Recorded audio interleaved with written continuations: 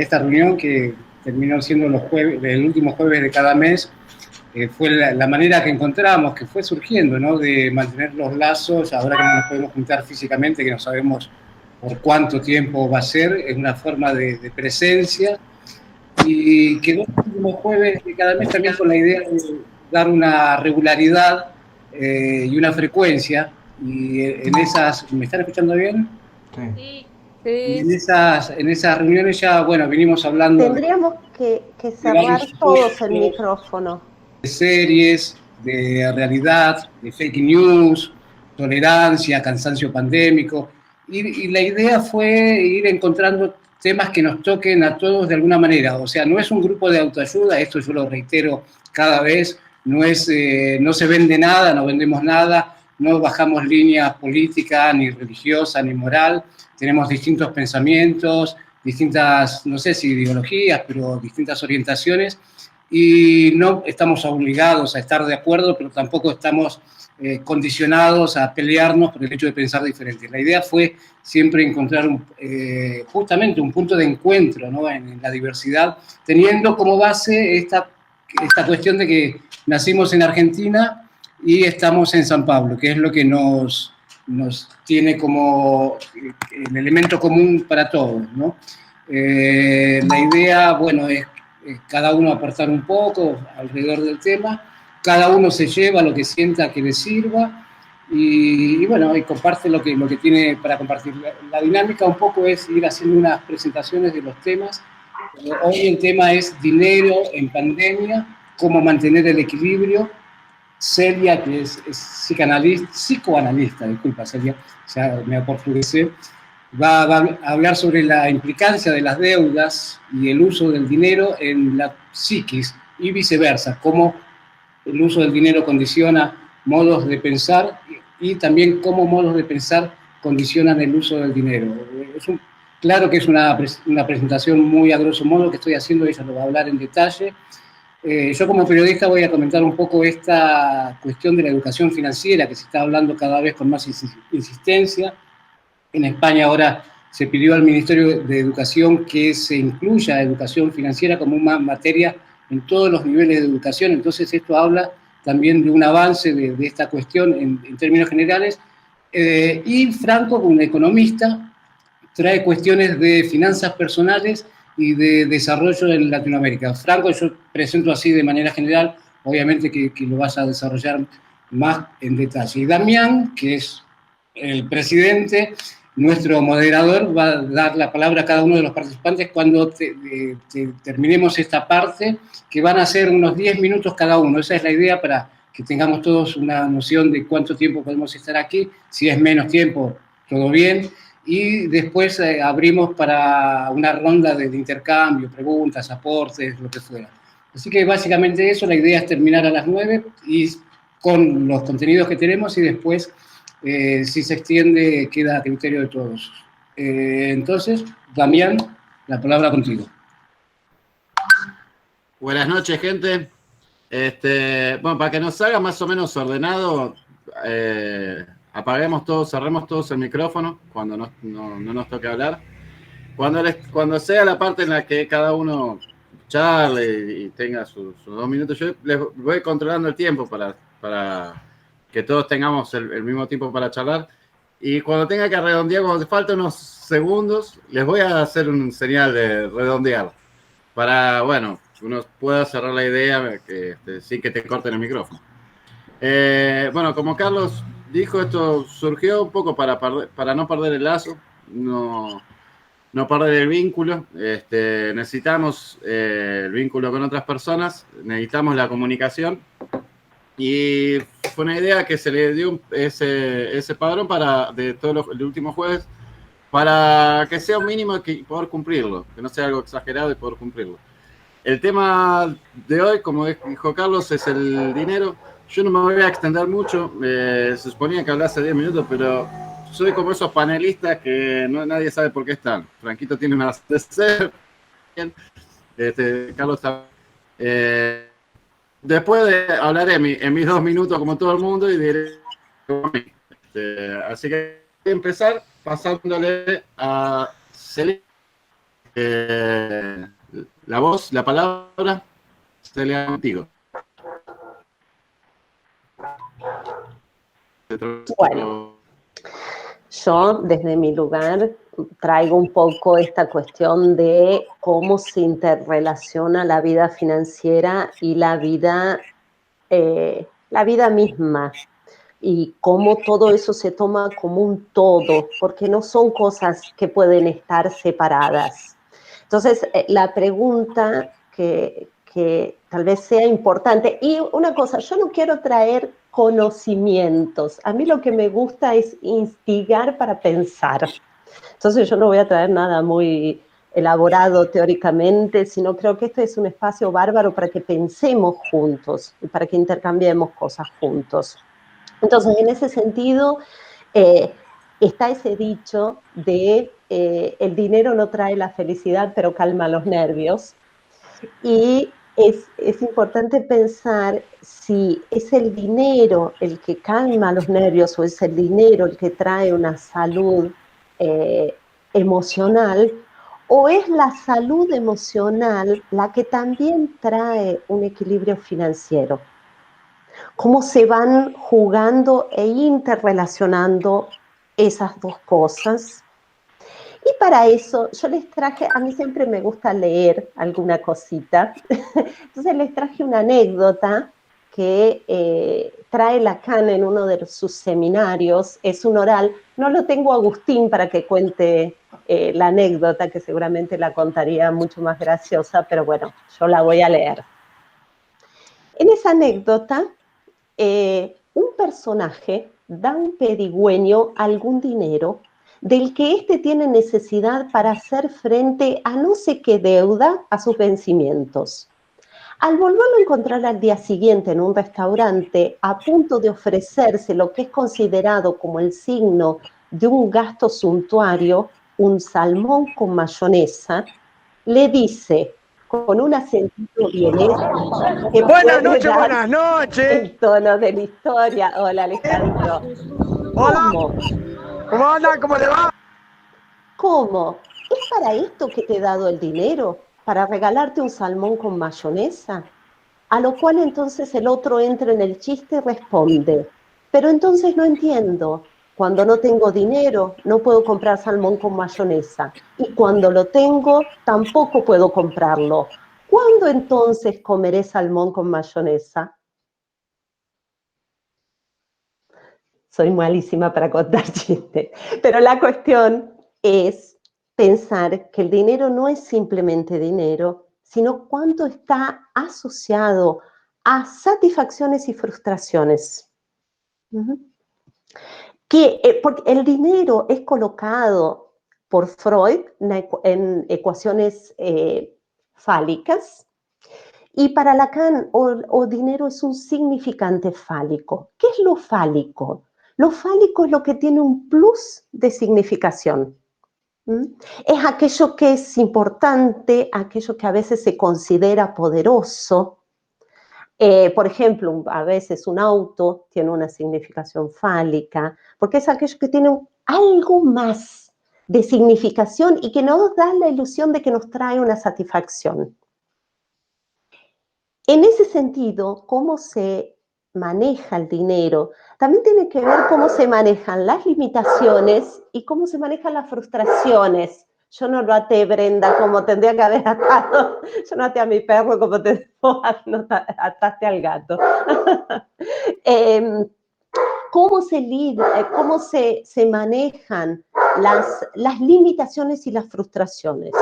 A veces un problema financiero puede ser tomado como un síntoma. ¿Qué es un síntoma para el psicoanálisis? Un síntoma para el psicoanálisis es algo para desvendar, algo para descifrar, algo para entender qué sucede. En ese sentido, la vida financiera no queda fuera de cómo se maneja toda la vida. ¿Y qué es lo que se puede pensar como hipótesis? ¿Qué tal vez son las grandes hipótesis en que a veces una persona con una vida financiera muy complicada generalmente se puede pensar? Primero, que no se aceptan las limitaciones y las frustraciones en el decir, yo hasta acá solamente puedo. Porque ¿qué significa que a fin de mes gasté más de lo que yo tenía? O a veces puede significar, esperen que voy a cerrar la puerta.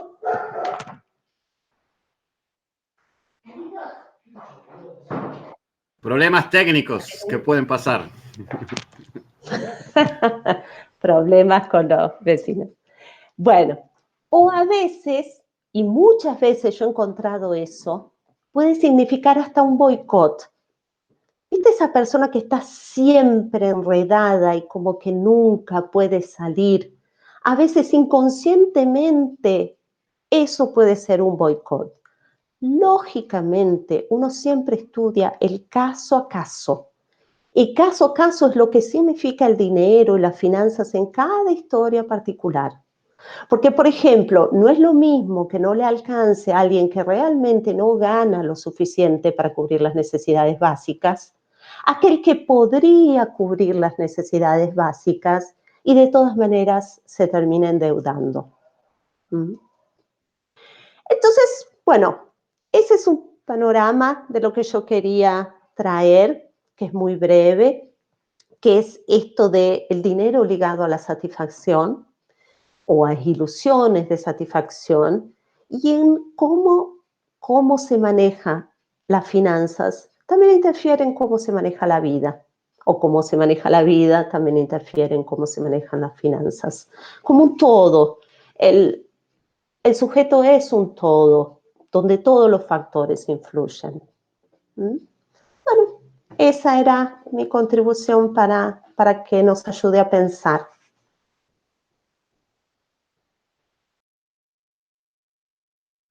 Buenísimo, Celia. Damián, ¿tenés algún mensaje del grupo, algo que quieras comentar sobre, ya sea sobre la filial o sobre el grupo de argentinos o algún otro grupo? Así para ir matizando. Después yo entro con el tema que preparé un poco. Sobre el dinero en particular, y lo que se siente, se ve, es que fue una preocupación generalizada. Fueron pocas personas a las cuales la pandemia no les impactó. La gran mayoría preocupados, cada vez que me ha tocado charlar con uno, con otro, preocupados en saber cómo iban a cerrar el propio mes o tal vez los meses siguientes.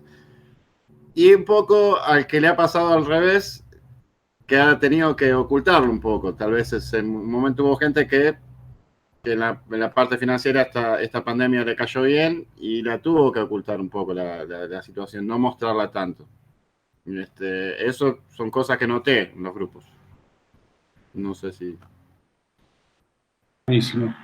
Voy a intentar compartir una tela, una pantalla aquí. No sé si la ven. ¿Aparece?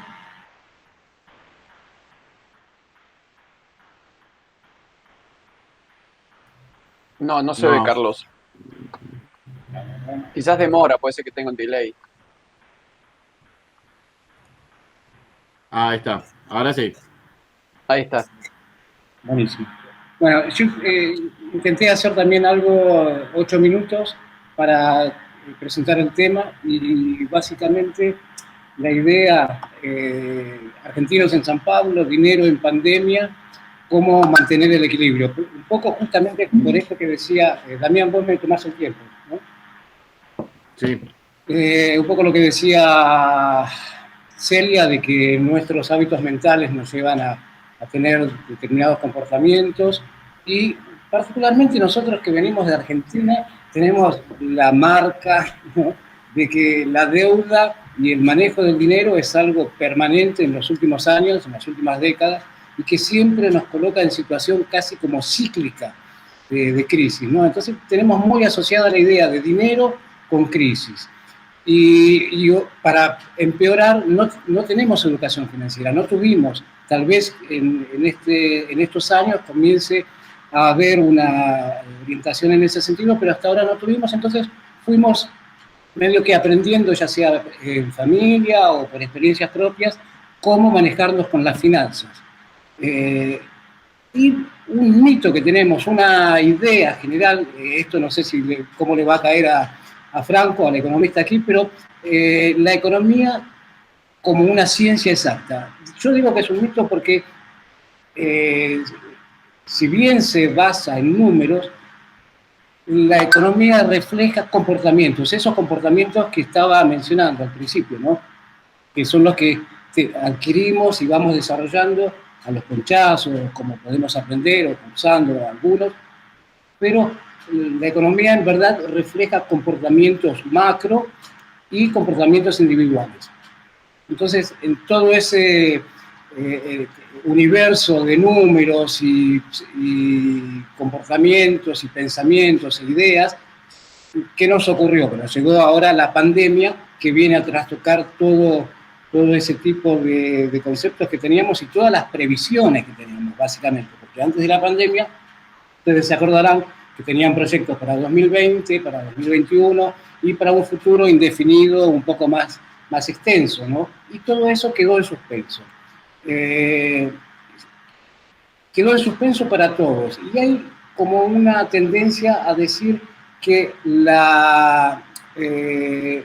los confinados y los que están yendo a la oficina son realidades diferentes. Sí, hay muchas realidades diferentes, pero también hay elementos en común que tenemos los que estamos confinados y que con los que están yendo todos los días a la oficina. Uno de esos elementos en común tienen que ver justamente con que ya no gastamos como antes de la pandemia, sea porque no podemos viajar o porque no tenemos la vida social que teníamos antes o porque no podemos ir a las tiendas a comprar ropa o ir a los restaurantes o ir a los shows, lo que sea, no tenemos el mismo tipo de gasto que teníamos previamente a la pandemia.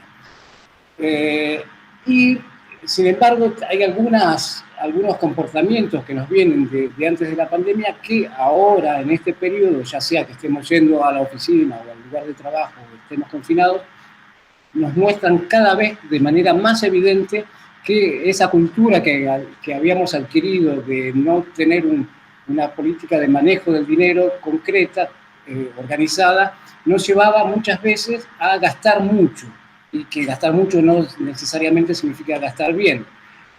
Y en este momento, como se aceleró la transformación digital y quien no está conectado digitalmente es casi como que está fuera del mundo, fuera de la sociedad o fuera de los círculos donde nos encontramos. Nosotros no tenemos más encuentros en Ipiranga, pero nos podemos encontrar aquí, y quien no tiene acceso digital no está participando de las conversaciones que son de construcción del futuro, se ve invadido por un montón de términos, ¿no? que se habla ahora de telepresencia y en términos concretos de finanzas, ahorro, criptomonedas, bitcoin, dólar, negocios, oro, etc.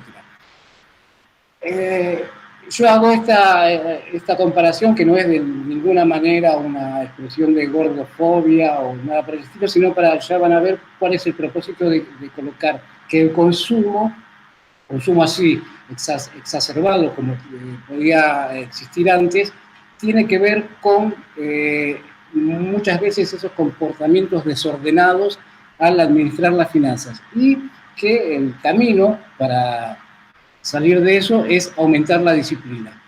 Aumentar la disciplina un poco cada día y manteniendo permanentemente hábitos nuevos que son los hábitos más simples, que pueden parecer obvios y que son en verdad los que conducen a un tipo de vida más saludable financiera.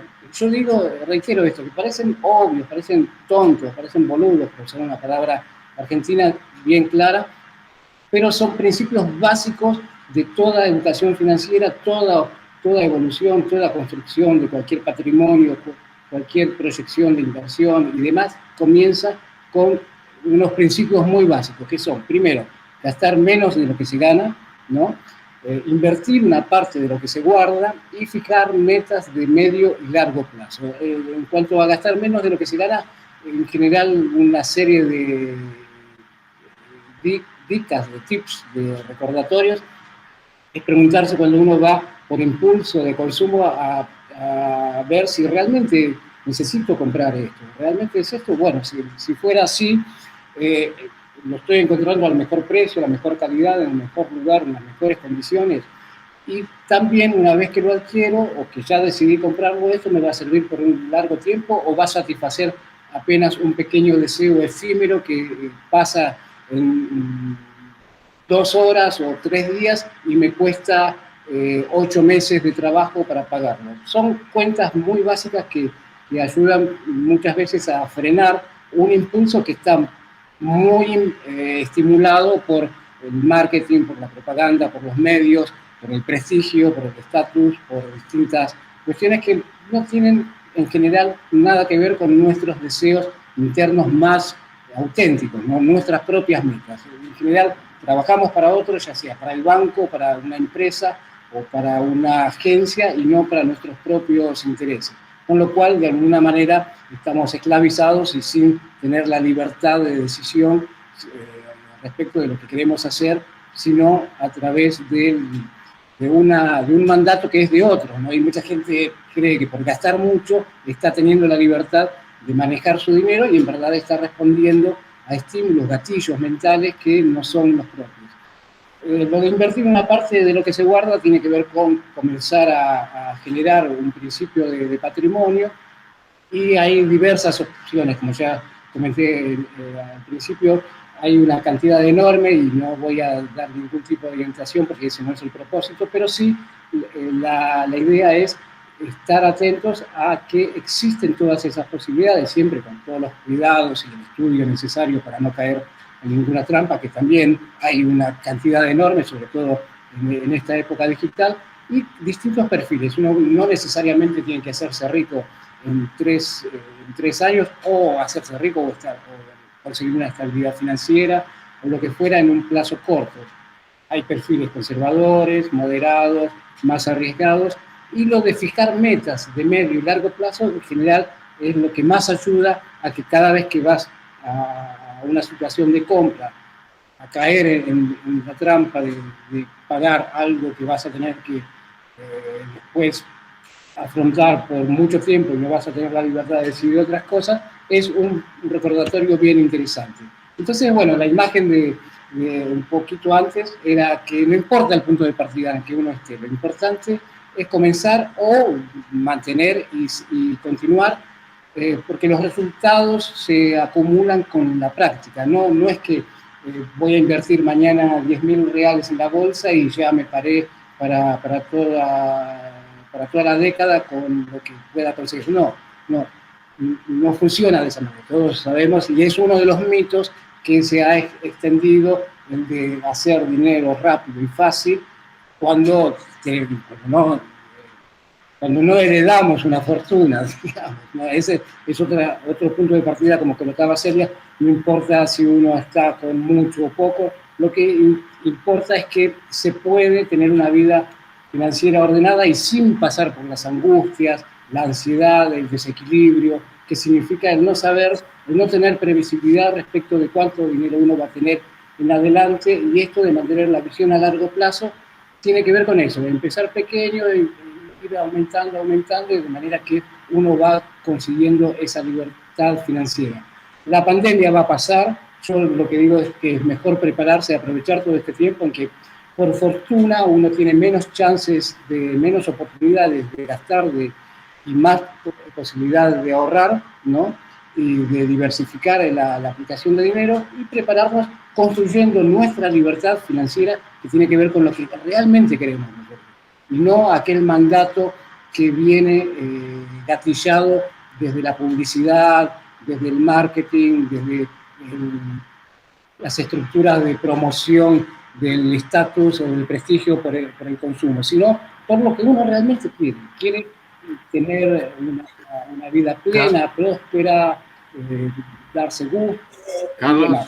Y aquí termino, perfecto. Entonces, mejor prepararse para estar en forma después, cuando pase la pandemia, y correr un maratón sin ese sobrepeso que teníamos. Era eso básicamente lo que quería comentar, y aquí acabo con mi tiempo. Paso la palabra entonces al siguiente. Gente, Franquito preparó una cosa que va a presentar así, también 10 minutos, y después hacemos ida y vuelta. El que quiera hablar, avisa y nos vamos turnando y vamos hablando todos. ¿Está bien? Franquito, ¿estás listo? 3, 2, 1. Bueno, yo preparé un par de cosas para comentarles, nada muy elaborado, tampoco es que los quiero aburrir con boludeo técnico, o bueno, no tanto boludeo, pero con cuestiones muy técnicas, pero hay algunos puntos que los voy a tratar de traer un poco a la realidad de nosotros y de todos los días. Quería arrancar no con una cuestión tan económica, pero no, con una cuestión un poco más filosófica, que les quería contar algo. Estamos en una pandemia. Y yo lo digo porque yo creo que lo obvio también debe ser dicho, porque ya nos pusimos a pensar que estamos en una pandemia. Creo que por momentos nosotros no nos damos cuenta el marco histórico o sociológico o político o hasta mismo económico que estamos viviendo. O sea, es un momento de cambios. En muchas cuestiones yo creo que la sociedad evolucionó 10 años en 2 o 20 años en 2, tal cual se retrasó muchos años en algunas cuestiones. En cuestiones, por ejemplo, tecnológicas o hasta mismo de entendimiento personal de qué se puede hacer desde casa o qué se puede hacer a la distancia, nos desarrollamos muchísimo, muchísimo más rápido de lo que yo supongo que nos desarrollaríamos si no estuviéramos en una pandemia. Pero al mismo tiempo en muchas cosas, por lo general el mundo en este tipo de crisis, ¿no? Suele, digamos, retrasarse, ¿no? Entonces, bueno, yo creo que es una pregunta que nos tenemos que hacer, ¿no? Si nos damos cuenta que estamos en una pandemia, ¿no? Si tomamos conciencia, y no hablo solo por la enfermedad, sino por todo el mundo que nos rodea, ¿no? Bueno, voy a hablar un poco de la cuestión económica, ¿no? Que para eso un poco Charlie me pidió que hable y te agradezco desde ya, Charlie, que me hayas dado esta oportunidad. De verdad es un gusto hablar con todos ustedes.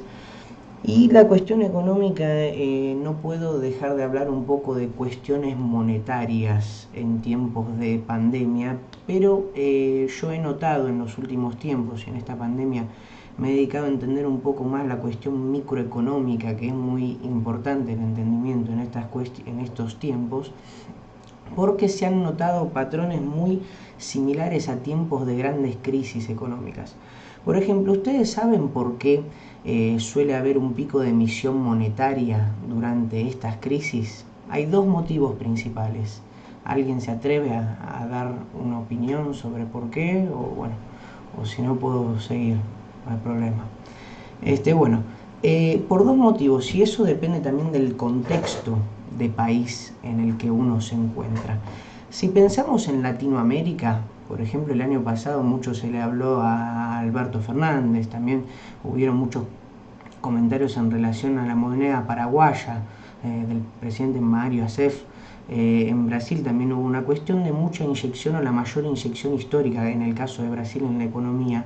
Y en estos casos de estos países realmente son porque en estos momentos de crisis más gente necesita el auxilio del Estado por una cuestión de necesidad, ¿viste? De principios básicos, de que no pueden sobrevivir porque no tienen el derecho a trabajar, entonces el Estado debe asistir a esas personas para mantenerlas, que es una realidad. O sea, yo creo que por lo general todos estamos de acuerdo que en estos momentos se les da un auxilio a las personas para que simplemente puedan comer, porque no son momentos fáciles económicamente. Pero también hay otra realidad que son los países que podríamos decir desarrollados económicamente o grandes economías del mundo, en donde los ahorros son mayores. Les voy a dar un ejemplo, por así decir, Estados Unidos o algunos países de la Unión Europea, que también ocurre una gran emisión monetaria. Si ustedes ven, hay un dato americano que se llama M1, que es sobre la emisión monetaria americana, que el año pasado fue récord. Y vos me decís, ¿por qué ocurre esa emisión monetaria en Estados Unidos o en otros países? No es por una cuestión solo de asistencia, cosa que fue muy pequeña en Estados Unidos. Imagínense que hubo menos personas en Estados Unidos asistidas que en Brasil, con una sociedad casi 3 veces mayor. pero sino que se da porque ¿qué pasa en momentos de crisis? Hay una gran demanda monetaria, hay una gran demanda por el dinero. ¿Por qué? Porque justamente los países que tienen su educación financiera más desarrollada en estos momentos dicen, bueno, es momento de ahorro. Pero también hay otra cuestión en estos momentos, que la otra vez Damián me preguntó en el grupo sobre la cuestión de las acciones de los alimentos, principalmente subieron mucho durante la pandemia, el Bitcoin también siguió ese patrón y hay una justificación para eso. ¿Qué pasa? En estos momentos de pandemia, como dije, además de una gran demanda por el dinero, si uno piensa en los 30, por ejemplo, era muy difícil que uno compre una acción, o sea, que ibas a llamar a Wall Street y decir, dame qué sé yo, soja, no sé. No era una cosa común, pero hoy uno agarra el celular y con una aplicación muy fácilmente puede hacer. ¿Y qué pasa? No sé si ustedes se dan cuenta, yo por ejemplo no me meto en eso por no creer que tenga el conocimiento, pero la gente está obsesionada con eso de las acciones. Todo el mundo hoy quiere ser rico con las acciones, ¿sí? Bueno, invierten en Bitcoin, invierten en no sé qué, y eso genera que realmente haya una curva de, digamos, de inflación, digamos, no inflación, perdón, porque es incorrecto decir económicamente eso, pero aumento de precios de algunas acciones, porque justamente no es un aumento generalizado, sino que es un aumento en algunos productos. Y noten, entren a ver si van a ver los aumentos de acción, normalmente son los más conocidos, ¿entendés? Qué sé yo no compro tungstenio, pero compro soja porque sé que o sea, es una cuestión un poco más de conocimiento, ¿viste? De personas, digamos, que no se profundizan tanto en la cuestión. Bueno, y esa cuestión es principalmente en Brasil, en Argentina, que el dinero fue inyectado directamente en la economía, a la larga pueden generar cosas que en realidad ya vimos el año pasado, que son las cuestiones inflacionarias. La gran emisión argentina del año pasado ha generado que posiblemente hasta julio o agosto tendremos la inflación que en el presupuesto de Martín Guzmán para este año supuso que sería para todo el año.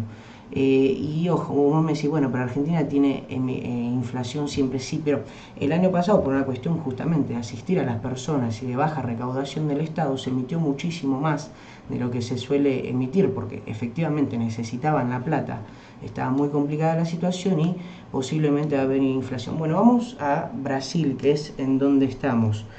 Yo supongo que este año va a haber inflación, sí, en realidad si uno piensa la inflación general en Brasil el año pasado no subió, pero para nosotros que consumimos productos comunes, para mí subió. Yo voy al supermercado y veo los precios muchísimo más altos. Y eso es justamente por un mercado que no estaba capacitado a producir tanto cuanto se demandó el año pasado.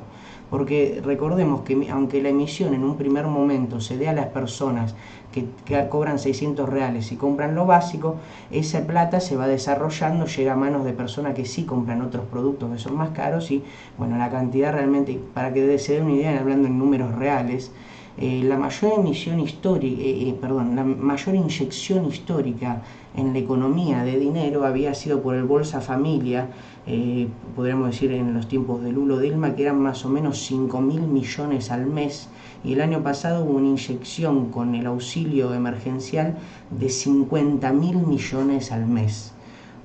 O sea, es una bomba, es el PBI argentino prácticamente lo que se inyectó todo el año pasado en la economía.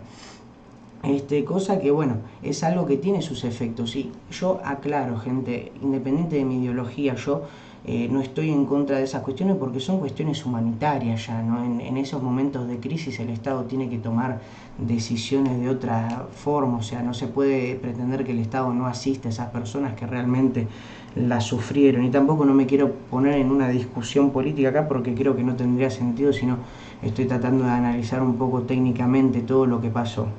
Bueno, y con eso ¿a qué voy? Carlos habló un poco de la cuestión de no gastar más de lo que cobra. Bueno, esas son cuestiones un poco obvias, ¿no? Que todos tenemos, ¿no? Pero bueno, los brasileros, yo me río que tengo muchos amigos que dicen que el cheque especial es una extensión de su sueldo, ¿viste? No sé si alguno tiene algún amigo que dice eso, pero están siempre en el cheque especial. Cheque especial, yo al principio no sabía qué era y me tenían todo con el cheque especial, que el cheque especial, que... Bueno, después me fui a enterar qué es. Y bueno, es jodidito, porque te metes en el cheque especial y después haces otro cheque especial para pagar el cheque especial del mes pasado. Pero bueno, hablaba de esas cuestiones, Carlos. Según digamos, especialistas en economía, sí, ya voy a terminar, dame, quedar tranquilo. Según los economistas que son especialistas en finanzas domésticas, que son los japoneses mayoritariamente, ellos dicen que supuestamente uno tendría que dividir su sueldo en 3 partes. Una sería lo que tenés para vivir, la segunda sería tu ahorro y la tercera sería la inversión.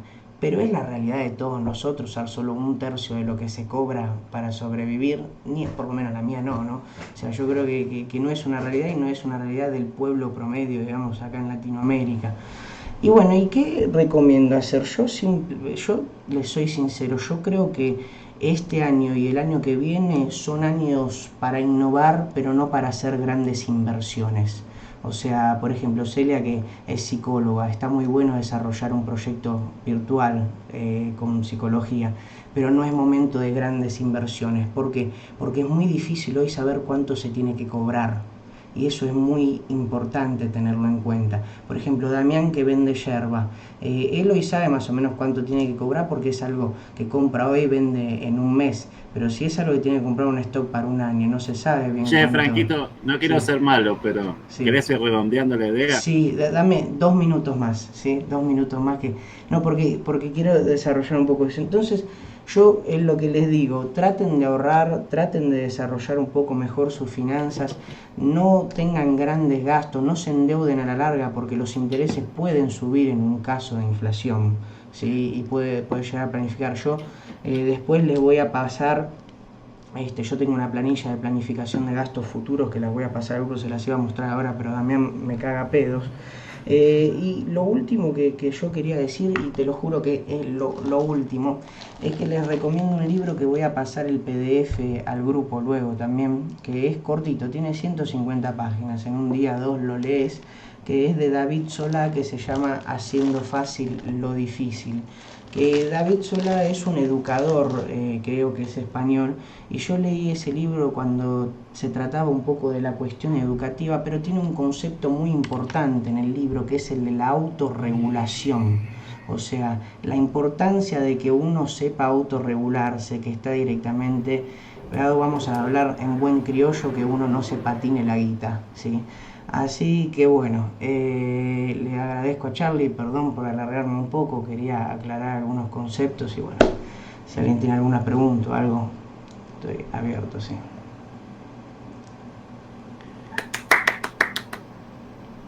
Bueno, gracias.